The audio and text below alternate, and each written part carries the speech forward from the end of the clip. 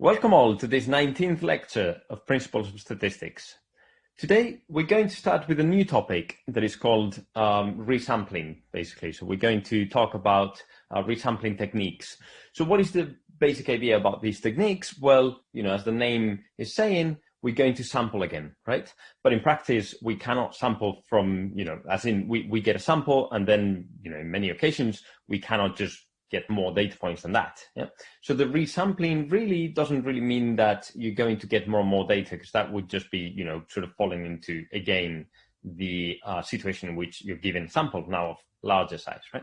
So resampling, generally what it means is that you're going to use the existing sample and you're going to somehow use it in a smarter way to exploit a bit more information. And the resampling in some sense is saying, well, and some of the techniques really are about sampling the sample, yeah? And so the resampling really, I think, refers to that.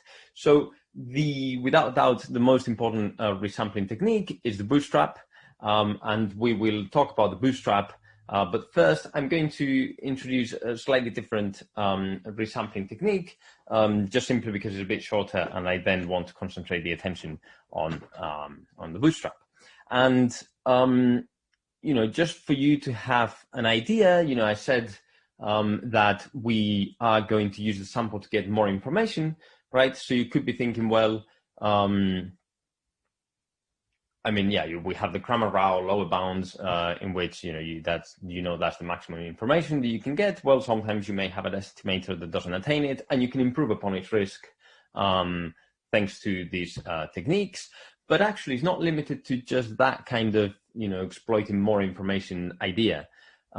So as we will see through the Bootstrap, we can do the following, and it's that, and I'm just saying it in words, but when we do confidence regions, so far, we've based them on asymptotic results, right? So these asymptotic results, generally, we're talking about normality, some sort of asymptotic normality, and then, the asymptotic distribution depends on some parameter that is unknown in many occasions, and so we estimate it through, some reasonable estimate, and then we're happy with that. Well, that asymptotic distribution may not be correct, well, and it's generally not correct for finite samples. And so the question is, can we use the sample to get, something that is not necessarily an asymptotic approximation, yeah, to get or to construct inferential procedures. So that's a bit more on the side of the Bootstrap. So let me start then with the first resampling scheme or technique. So we go number 2. So this is resampling techniques.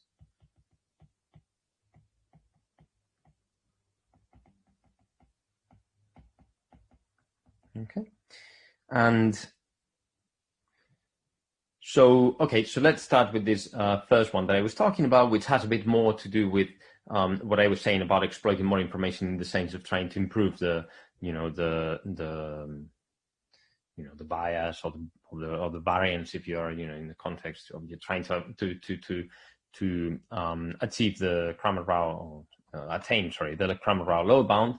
So let me just, so go in that, say something of that flavor first.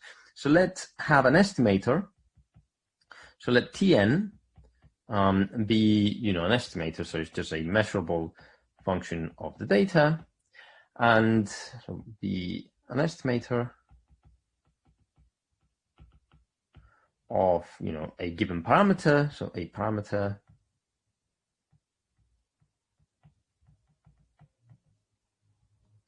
theta, and let's define the bias of this estimator. So this, the bias, we're going to denote it by this capital B, and this is going to be, of course, the expectation under the theta, so the theta being the true parameter that is generating this, minus the theta. Okay, so that's just the bias.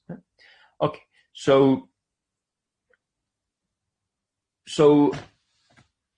in some occasions, we're going to have unbiased estimators, and that will be great. And then we can apply the Kramer-Rao, the one of them. But in other occasions, and actually generally in practice with, the more advanced statistical techniques that we have nowadays, we do have bias, right? So then it is a natural question to say, well, can we reduce this bias somehow? So what I'm going to introduce is precisely a way of reducing this bias. And there are ways also of reducing variance, but we will not talk about these. So at least for now, we shall see. Okay, so if this is non-zero, if B is non-zero, then we can reduce it. We can reduce it. Well,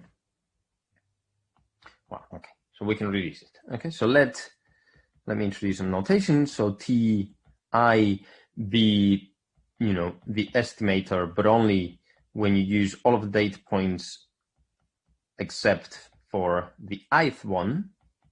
Okay. Okay. Let's write it in words as well. So be the estimator from sample without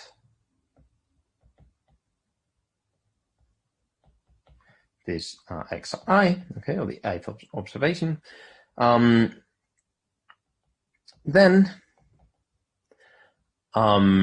So we can estimate the bias, and so the so-called jackknife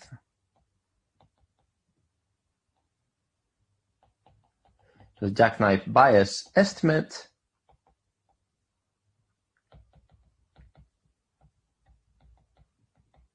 is given by the following. So this is going to be okay, so it's given by this n-1 over n of I from 1 to n of the precisely these guys minus the Tn. Okay. Okay, so I'll let you think a bit about getting intuition for this, and then once we have this, then we can correct the estimator, right? Because if we have an estimate of a bias, then we can subtract it, right? Okay, so then, and the jackknife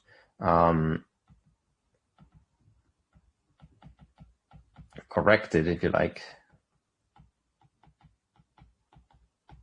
estimator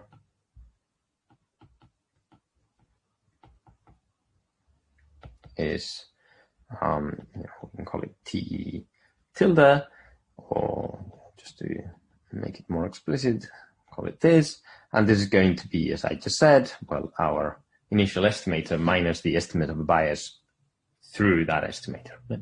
Okay, so you will show in the example sheet that indeed in some situations this reduces the bias. Okay, so example sheet,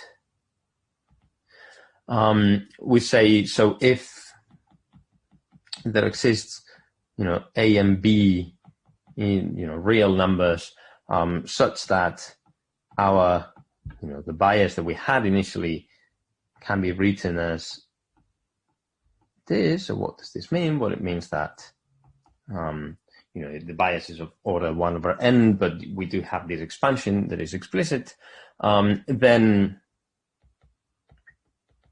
Then we get this improvement. Yeah, so we get a an order of magnitude improvement in n. So this is just the expectation and the theta of the Tn, and there's of course the jack one. Well, we didn't write n here. Yeah, okay, we can write n. That's fine. Okay, minus the theta, and I don't really need the absolute value. So this is just. Sorry, this is an equality. This equals, or this is of order this. Yeah. So we just gained an order. Yeah. Okay. Okay. So this corrects the bias, but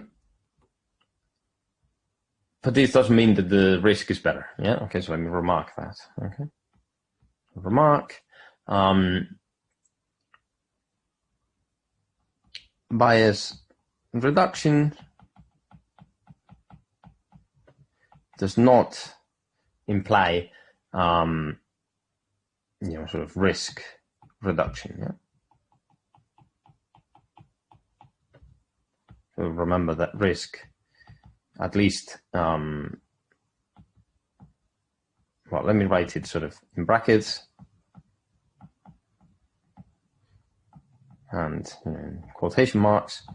So at least for the, so it's easy to show this, for the quadratic risk, as we've done, I think, in the past. For other, sort of loss functions, it's not that easy to, well, it's not even true that you have an equality between these two things, but there is an element of bias and there is an element of variance. Okay, so the element of bias comes from the model that we proposed for the underlying distribution, and then the variance comes from, this sort of error that we make in estimating whatever we need to estimate to get, an approximating distribution, for instance, coming from this proposed model. Yeah. Okay. So okay.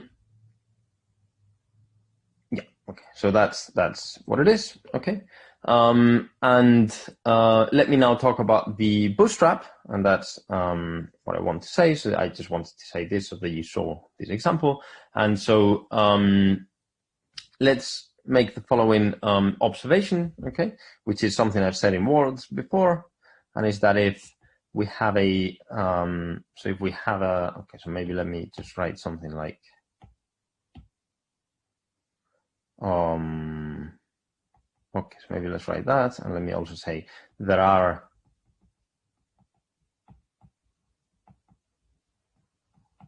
also ways of reducing variance. Okay.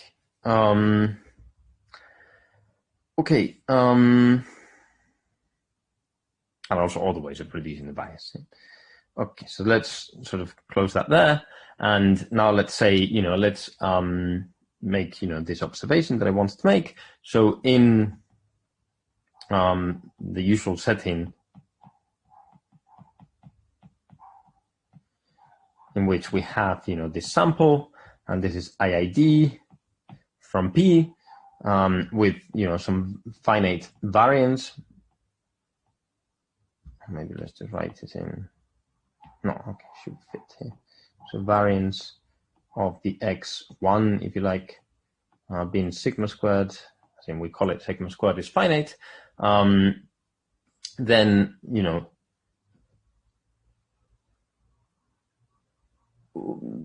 so I remind you that thanks to, we can use asymptotic results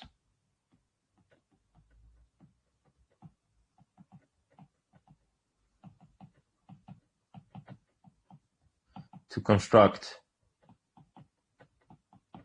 a confidence interval, right? So, well, all right, an asymptotic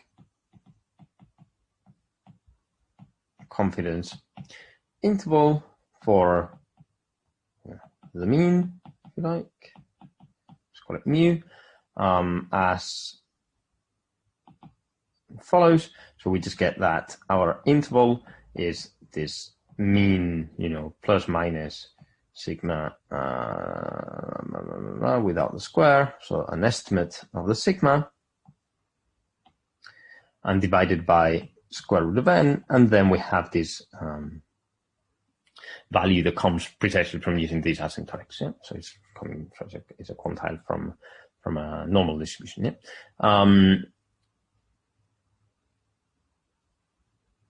As in, so we use the asymptotic result, in which what we get is this convergence. Okay.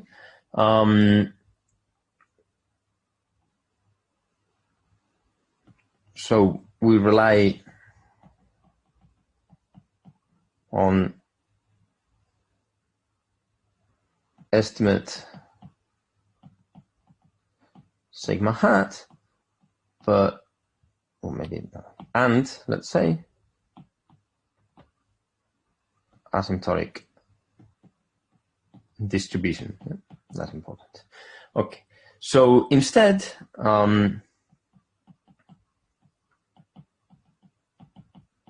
we can use the Bootstrap. Okay, so the Bootstrap, by the way, was introduced by Efron. So this is one of the things that he is very famous for. Still alive. Just for your own info, in the sort of probably the best journal in mathematical statistics, which is the Annals of Statistics. Okay, so how does it go? Well, let's get the gist of it. Yeah. So what we're going to do, as I said, is that we're going to use the sample as giving us some sort of distribution. And so in general, what we're going to have is some sort of conditioning on this sample that we got. So then, given, let me just say that more mathematically. So given the sample,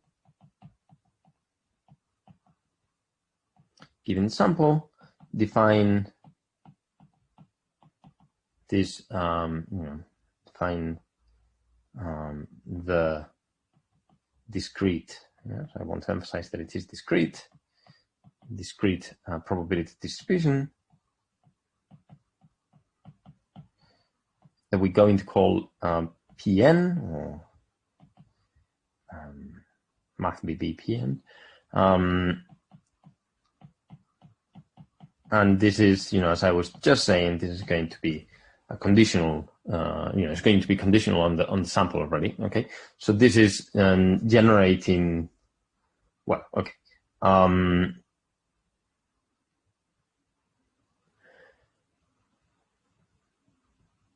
Okay, so we're going to call this, the empirical distribution, by the way. Empirical distribution. Okay. So, so that we can define really a distribution, we need to say how it assigns the probabilities. And so, let's say, so if,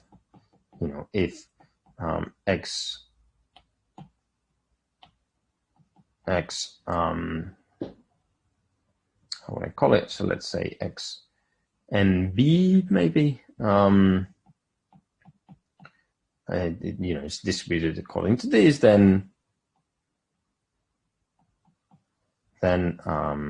we have that the probability under this guy of this guy being xi equals I over n, yeah, for all I.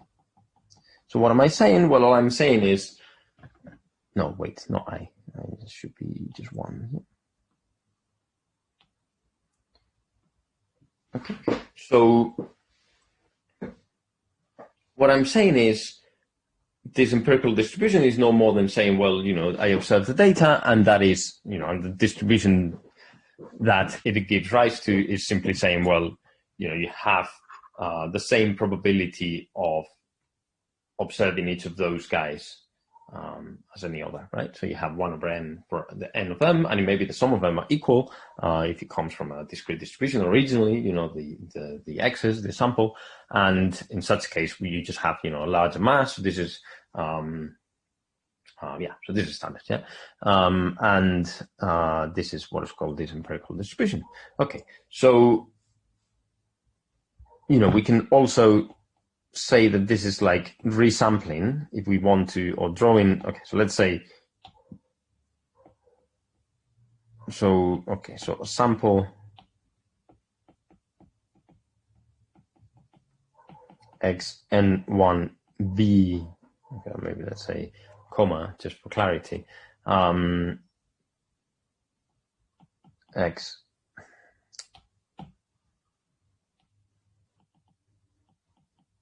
xn doesn't need to be, it doesn't need to be n, but we can do this. So let's say m, okay, and yeah, let me remove the comma because it's not generally used. So a sample, from this Pn, what we get is that is can be interpreted as, so it's resampling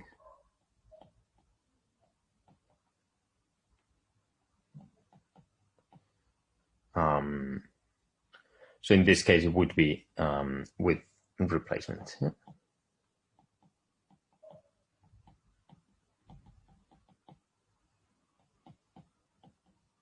Okay, so without replacement would be if we take our sample of x1 to xn, and then we start taking guys from it. And at most, we're going to be able to take n of them. We could take less. But once you take a guy from the sample, then you don't put it back in. Yeah. While what we're doing here is really, we're doing the same thing, but we're putting the guy back in, essentially. Yeah. So this is what gives this sort of name of resampling with replacement, and Bootstrap can also be done without replacement, but for now let's focus on this. So what are the important things about this, so that we sort of go eventually to this, sorting out this issue of not relying on asymptotics? Well, let's observe the following. So note that the expectation of, x, I guess, it can be just any of them. So x and b, okay. And this x and b, and this expectation is really, I'm writing it as a conditional expectation, but in many occasions we may just write, the expectation, as in we'll avoid the conditioning, we'll avoid writing it. Then what is this? Well, again, this xn has that distribution, so this is just the sum, over, so this is the probability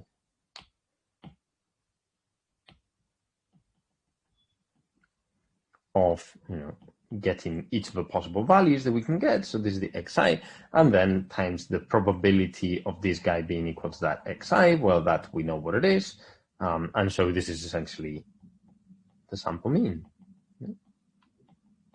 That's good news. Yeah. So these guys have, such, and this, of course, this probability, okay, so this is under Pn. Yeah. And that's important because, otherwise we'd be integrating with respect to the xi as well. Yeah? And we don't want this. Okay, so i.e. Pn, yeah, okay, has mean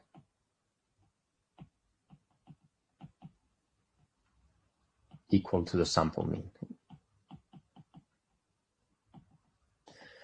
Okay, and this is, yeah, that's fine. Yeah. Okay, and then what we have as well is that if we take, the average of these guys, so let's write I from 1 to m of n I b, then this is an estimate, this estimates this guy, which in turn estimates mu. Okay. Okay. All right. Okay. So, and I think I defined mu, right? Yes. Okay. So this is what is called, by the way, the Bootstrap sample mean. Yeah. So let's give it a name. X m bar b. Yeah. Is the Bootstrap sample mean.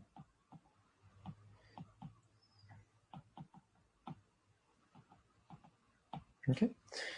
Okay. So now,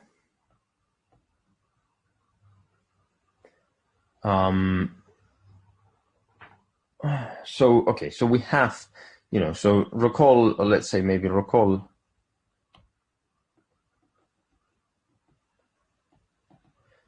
xn minus mu was a key quantity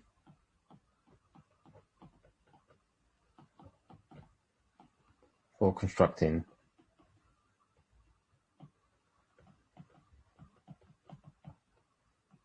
confidence intervals, which is what we are concerned with now. So idea, replace it by by its bootstrap, approximation. Yeah? Okay, so then what we have here is just this, I guess. Yeah. Okay. Minus precisely the xn bar. Okay, which is just the, I remind you, the average of, well, okay. So this is the average of this case. And this is, in fact, the expectation of this. Yeah. Okay. And maybe, okay, so just to be clear, so, okay, so maybe this, we can call it the expectation subscript of n. Yeah? Okay, so, yeah, okay, so,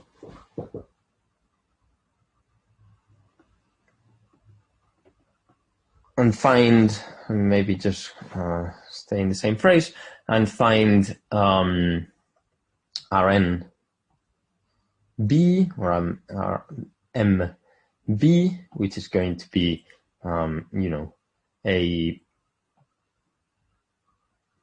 function of, I mean, I guess of everything, yeah, of both samples, but we do want it to be a function of the original sample as well. And then, yeah, maybe we should be writing NM or something. But it's generally just, yeah, okay. So let's write NM. And then this is of X1B, no, sorry, M1.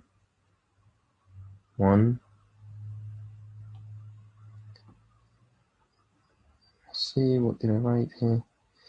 Yes, sorry, not M, but N, yeah, in this case, yes, because that's how we called it, just because these guys come from the empirical distribution, but there will be M of them, right? Okay, so find this guy such that under this Pn we get xmb minus xn hat, this being less or equal than nmb divided by square root of m, and yeah, and then this is just, of course, conditional, yeah? So we may not want to write it, so we can or not, and we have to find it such that this equals 1 minus alpha for whatever alpha we're interested in, and yeah, and so for let me maybe say, so this is the random bit.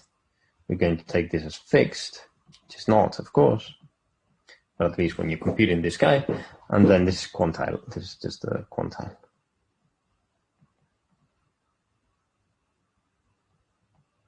Under this Pn. Yeah?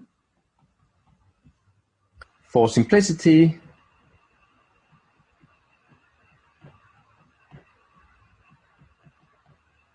we're going to take m equal to n from now on, yeah?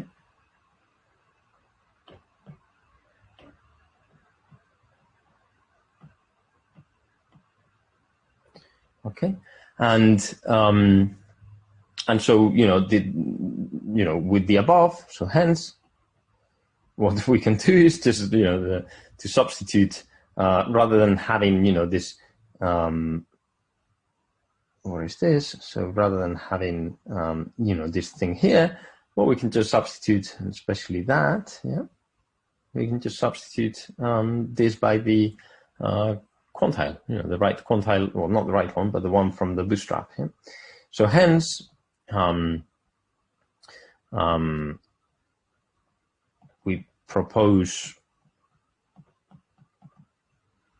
as a confidence set, this Cn now B, that is going to be the set of news in R that are away from this guy, no more than this Rn B.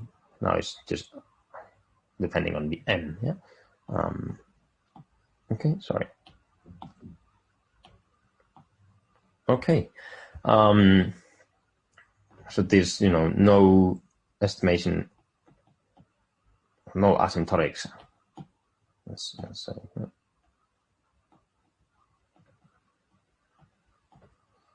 And no, of course, yeah? I mean, because that relied on I was relying on the asymptotics. Yeah? Okay. So, of course, note that Pn of xn CMB is going to be 1 minus alpha, but remarkably, we get something very similar now for the actual quantity that we want. So remarkably,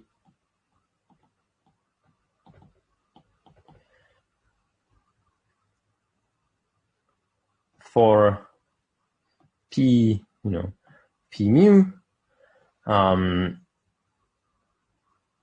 this of course, so mean, I'm talking about having mean mu.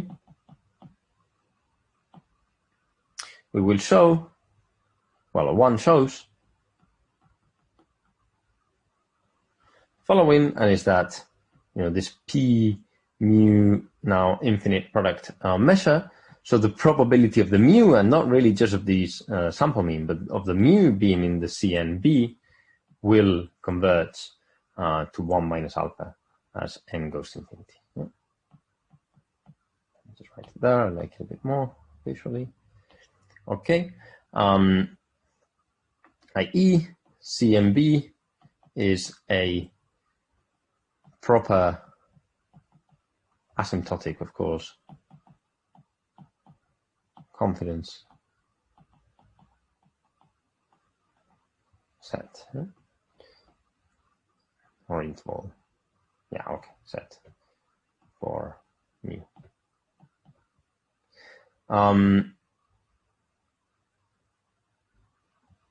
So let me just point out the idea applies much more generally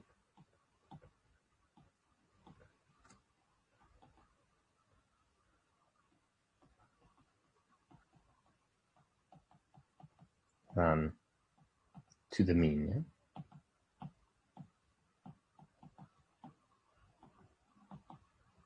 Or p equal 1, which is what we've sort of discussed. So the idea is, so it is based on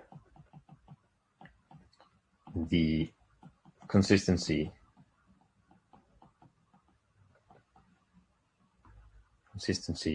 of the bootstrap.